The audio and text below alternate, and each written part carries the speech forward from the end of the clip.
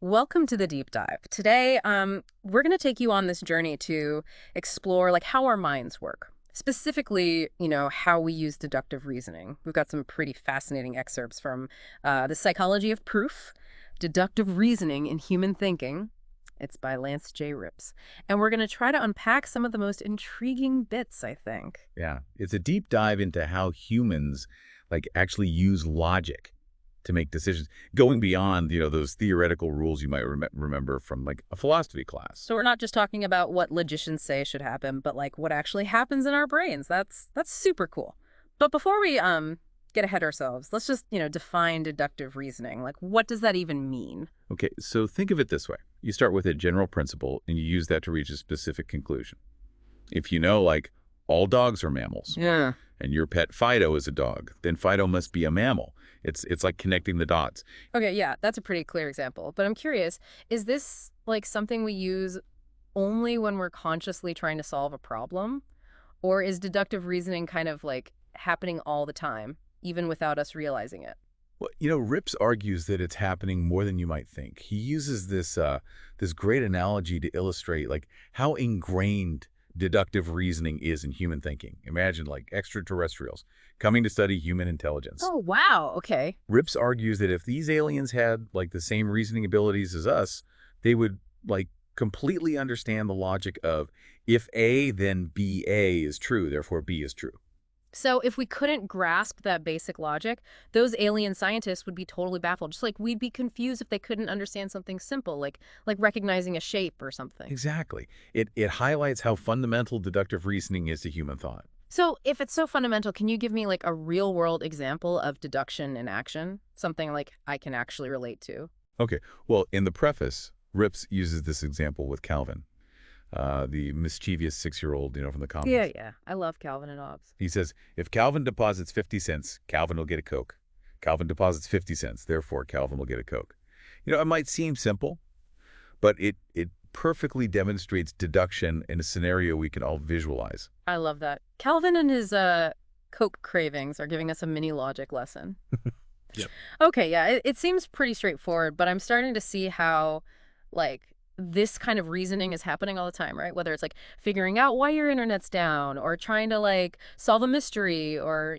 You got it. And Rips gives another great example from a study by Faddick in 1977. It's a simple dialogue where someone asks, will Burke win? And the other person replies, he's the machine candidate, and the machine candidate always wins. Right. To understand that exchange, you have to use deduction. That's really interesting. It seems like we're using this process all the time without even realizing it. If that's the case, then what does that even tell us about how our brains actually work? Are some people like just naturally better at this than others? That's a great question. And it leads us into, like the different psychological approaches to understanding deduction. There's the psychometric approach, which looks at, individual differences in reasoning skills. And then there's the experimental approach, which tries to figure out the universal processes we all use. So some people might be logic whizzes, while others like struggle with those brain teaser puzzles. But we all kind of have some like common strategies our brains are using. Exactly.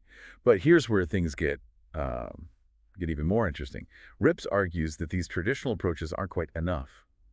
To explain the complexity of deduction, he suggests that it's just, too intricate to be boiled down to simple, task-specific processes. So it's not just about plugging in like a formula. There's more to it than that. So if those traditional approaches are missing something, what's Rips's alternative? Well, he suggests we need to think about deduction as a process of building a mental proof.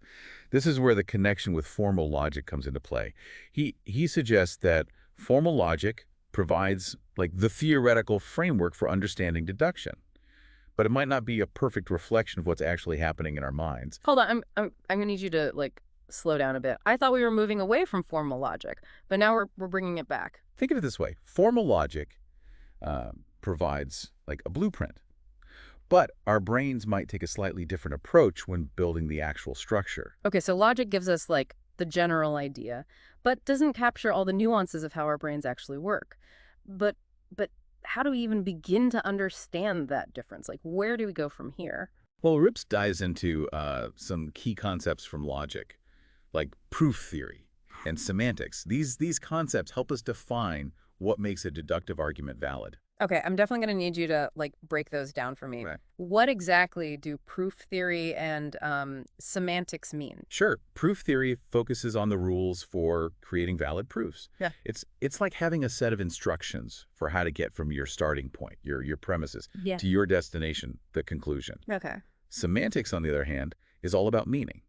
It looks at the meaning of logical statements and how they connect to the real world. So proof theory is like the grammar of logic, making sure your arguments are structured correctly. Yeah. And semantics is like the dictionary, making sure the words and statements have the right meaning. You got it. And Rips argues that understanding both of these is, like, crucial for a complete theory of deductive reasoning. Okay, I think I'm starting to get a handle on this, but can you give me like an example of how these logical systems actually work in practice? Sure. Let's revisit our friend Calvin and his quest for a Coke. All right, back to Calvin. Remember our statement, if Calvin deposits 50 cents, Calvin will get a Coke. Calvin deposits 50 cents, therefore Calvin will get a Coke. We can actually represent this using a logical system called modus ponens. Modus ponens. That sounds kind of intimidating. Don't worry, it's not as complicated as it sounds. It's a fundamental rule of inference that says if you have a conditional statement, an if-then statement, and you know the first part is true, then the second part must also be true. So in our Calvin example, Calvin deposits 50 cents is the if part, and Calvin gets a Coke is the then part. Since we know he, put the money in, he's guaranteed to get his Coke. That's modus ponens in action. It's like a mini vending machine logic puzzle. Exactly. That's how modus ponens, as part of this logical system, help show why the statement about Calvin and his Coke is deductively valid. This is fascinating. We're breaking down these seemingly simple thoughts into their like logical building blocks. But if I'm remembering correctly, Ricks argues that formal logic doesn't tell the whole story of how our brains actually do this, right? You're right on track. Rips points out that while logic provides a solid foundation, it might not capture the full complexity of, like, human thought. That's why he explores what are called computational models of reasoning. These models try to, like, simulate how our brains handle these deductive problems. Computational models. Are we talking about like artificial intelligence here? You could say that. Yeah. Essentially, these are computer programs designed to, like, mimic the steps our brains might be taking when we reason deductively. So these models are like digital versions of our brains trying to crack the code of how we like solve logic problems. What kind of models are we talking about here? One framework Rips discusses is the problem-solving approach, which was heavily influenced by the work of Newell and Simon. This approach sees deduction as a process of navigating what they call a problem space. Imagine it like a maze where you start with your premises and you have to find your way to the conclusion. So instead of just like plugging in a logic rule like modus ponens, our brains are searching for like a path through a maze of logical possibilities. That's the idea. And, Yeah. and those mental actions we take to move through the maze, like the steps in a proof, are called operators in this framework. Okay, I'm starting to picture this like problem-solving maze in my mind. But like any good maze, I bet there are plenty of like dead ends and wrong turns along the way. Exactly. And Rips points out some limitations with this framework. For instance, it doesn't always account for the different strategies people use when solving deductive problems. Sometimes we reason forward, starting with our premises and working towards the conclusion. But other times we reason backwards, starting with the conclusion and trying to find evidence to support it. So it's not just about finding any path through the maze. It's about finding like the most efficient route. And our brains might switch between different like navigation techniques depending on the problem. Precisely. And that brings us to an even more nuanced model, the idea of mental proofs. Mental proofs. This sounds like we're getting closer to how our brains actually work. What exactly are these mental proofs? It's the idea that when we reason deductively, we're essentially building a mental representation of a logical argument in our minds, almost like writing out a proof on paper, but internally. And these mental proofs can be quite complex, involving multiple steps, sub-goals, and yes, even dead ends. So it's like our brains are mini logic textbooks filled with proofs and theorems. That's incredible. And I'm guessing Rips has a specific model for how these mental proofs work. Tell me more about it. He does. It's called the PSY Cup model, which stands for P Psychology of Computation. And get this, it's actually a computer program designed to simulate how humans construct and evaluate these mental proofs. Oh, a virtual brain doing deductions. What's so cool about the PSY cup model? One of its key features is that it incorporates both forward and backward reasoning strategies. Remember how we were talking about like different ways to navigate that problem-solving maze? Yeah, PSYCOF can do both. that's incredible. It means the model is like flexible enough to adapt to different problem-solving styles, but does it actually predict how real people solve these These- logic puzzles? That's the real test, right? Right. And to answer that, we need to look at the empirical evidence, the results of actual experiments that RIPS presents to support the PSYCOP model. This is where we separate the theory from reality. I can't wait to hear about these experiments and how well PSY cop stacks up against real human reasoning. All right, so let's get into those experiments. Like what kind of evidence did Rips find to support his PSY cop model? Did it like hold up under scrutiny? So one of the most compelling pieces of evidence comes from what's called the preparatory line effect. It comes from studies where people were given these simple deductive proofs, kind of like those logic puzzles we were talking about, and they were asked to read through them line by line. So they were basically like stepping through these mental proofs one step at a time. I imagine they were like being timed. Were the researchers trying to see like how long it took them to process each line? That's exactly right. What the researchers found was fascinating. People were faster to understand a line in the proof if it was something that PSYCOP's forward reasoning rules could have predicted. Oh, wow. So if the computer model could like anticipate the next logical step, the human could grasp it more quickly. It's almost like our brains are doing a little look ahead as we work through these proofs, trying to like anticipate what's coming next. Is that what you're saying? That's a great way to put it. And it really supports the idea that forward reasoning plays a huge part in how we understand and evaluate arguments, just like the PSYCOP model predicts. I've always thought of myself as someone who relies more on intuition than logic, but it's amazing to think that there's this whole logical system kind of operating beneath the surface, Yeah. influencing how I think. What other evidence did Rips find? Did he look at anything besides like reaction times? He did. He also cites a really interesting memory experiment conducted by Marcus back in 1982.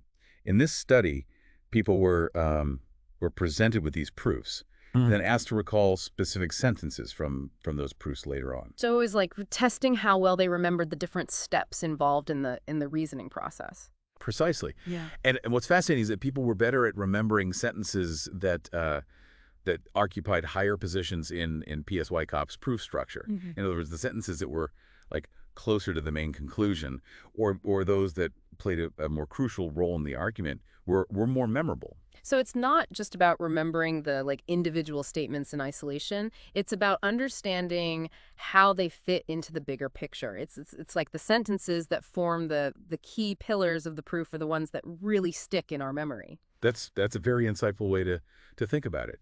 And it provides further support for the idea that our memory for these logical arguments is sensitive to the underlying proof structure, which is exactly what PSYCOP suggests. All this talk about memory makes me wonder, though, does PSY Cop have anything to say about, why we sometimes make mistakes in our reasoning? We're all human after all. We don't always follow the rules of logic perfectly. You raise a really important point. And you're right, no model is perfect. RIPS acknowledges that PSY-CyCapt, at least in its basic form, has some limitations. Okay, let's get into those limitations. Where does PSY-SACP fall short? What can't it explain? Well, for one thing, it doesn't always perfectly predict all human reasoning behavior. There are times when people make mistakes that the model can't account for. It seems like certain types of arguments are particularly tricky for PSYCOP to handle. Oh.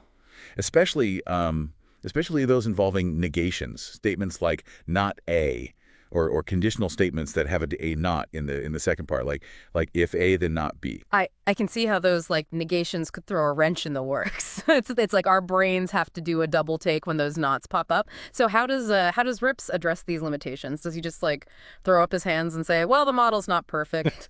Not at all. He's very much aware of these challenges, and he suggests that the model might need some tweaks and adjustments to handle these more complex cases. He proposes things like, adding new rules to the model, changing how the existing rules are applied, or even revising some of the basic assumptions about how information is represented in those mental proofs we were talking about. So it's a work in progress, constantly evolving as we learn more about the intricacies of human reasoning. That's a great way to put it. It's not about claiming to have all the answers. It's about continually refining our understanding of this incredibly complex process. This whole conversation has really opened my eyes to this hidden world of deductive reasoning. We started with the basics, explored the PSY copy model and its strengths, and even acknowledged its limitations. So where do we go from here? What's the big takeaway for our listeners? One of the key takeaways is that deductive reasoning is much more than just a classroom exercise. It's a fundamental part of who we are as humans. It's woven into our daily lives, shaping how we make decisions, interpret information, and interact with the world around us. It's like deduction is the secret ingredient in the recipe of human intelligence. We might not always be aware of it, but it's there, working behind the scenes. Exactly. And what I find so fascinating about the PSY cop model is that it gives us a glimpse into this hidden world of mental processes. It allows us to conceptualize and even simulate how our brains might be constructing and evaluating those logical arguments. It's like having a backstage pass to the theater of our minds. And what's especially impressive is that the model isn't just some like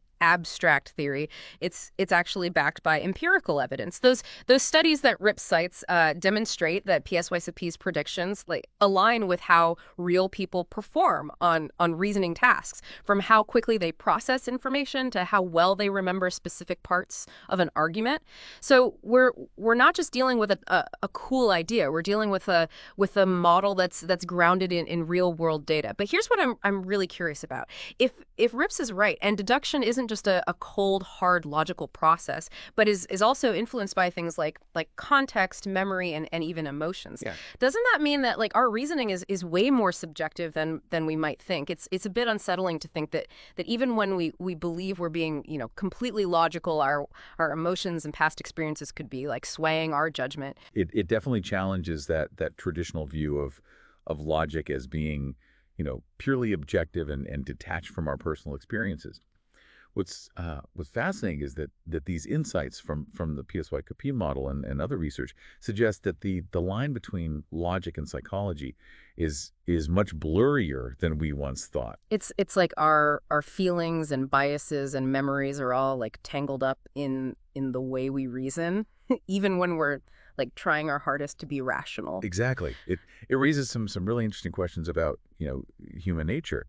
Rips even goes so far as to argue that many of those, logical fallacies that we learned about might not be fallacies at all, but rather like reflections of how our brains naturally operate. They could be like shortcuts or heuristics that our minds have developed to help us navigate, complex situations, even if they sometimes lead us astray. So all those times I've been accused of like committing a logical fallacy, maybe I was just being human. Yeah, it's certainly possible. Of course, it's still important to be aware of those fallacies. Sure. and to try to avoid them when we can. But it's also, helpful to remember that we're not always going to be perfectly rational creatures. I suppose that's a good reality check. It's like those optical illusions where your brain tricks you into seeing something that isn't really there. Even when you know you're being fooled, you can't help but see it that way. That's a great analogy, and it highlights the importance of being aware of our own, cognitive biases. Yeah. If we can learn to recognize those patterns in our thinking, we can start to make more objective and well-informed decisions. That makes sense, but it also seems like a pretty daunting task. If our reasoning is so susceptible to these non-logical influences, how can we ever be like confident that we're making sound judgments? How do we even know if we're on the right track? That's the million-dollar question, isn't it? I don't think there's a simple answer, but Rip's work offers some valuable insights. One key takeaway is that we need to be more mindful of the ways our emotions and biases and experiences might be, shaping our thinking. So it's about cultivating self-awareness. Yeah. Almost like becoming metacognitive detectives. We need to learn how to interrogate our own thought processes. I love that. Metacognitive detectives. That's a perfect way to put it. It's about developing that inner skeptic, that voice that questions our assumptions and pushes us to dig a little deeper. So it's not just about learning the rules of logic. It's about developing those critical thinking skills that allow us to examine our own reasoning process more carefully. Absolutely, and it's something we can all work on. There are concrete steps you can take to become a better metacognitive detective. For example, when you're making a decision, try to actively seek out different perspectives. Talk to people who disagree with you. Mm-hmm. Challenge your own assumptions, and be especially mindful of situations where your emotions might be running high. That's really helpful advice. It's like we need to create a mental checklist for ourselves, asking questions like, am I letting my emotions cloud my judgment, or have I considered all sides of the issue? Exactly. And don't be afraid to slow down your thinking process. Give yourself time to reflect, to ponder the different possibilities and to identify potential flaws in your reasoning. Yeah. Rushing into a decision without careful consideration is often, where we make the most mistakes. This has been such a thought-provoking deep dive. We started with the basics of deductive reasoning, explored Rip's fascinating PSY-COP model, and uncovered how factors beyond, pure logic can influence our thinking. It's been a real journey of discovery, and I think it highlights the importance of staying curious and open-minded. The more we learn about how our minds work, the better equipped we'll be to make sense of the world around us. I couldn't agree more. And on that note, I want to thank you, our listeners, for joining us on this deep dive into the psychology of proof. We hope you've enjoyed exploring the hidden depths of deductive reasoning, and that you'll walk away with some new tools for thinking more critically and making more informed decisions. Until next time, happy reasoning, everyone.